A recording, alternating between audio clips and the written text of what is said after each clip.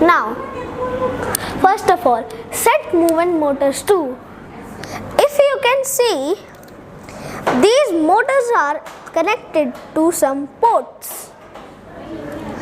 So this is the connection between these ports.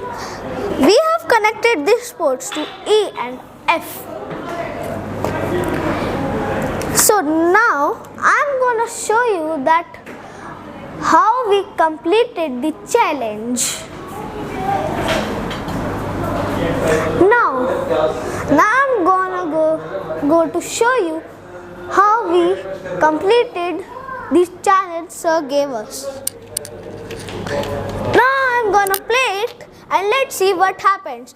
Everyone will count that it will go 3 tiles or more than it. 1, 2, 3. Now everyone will count. 1, 2,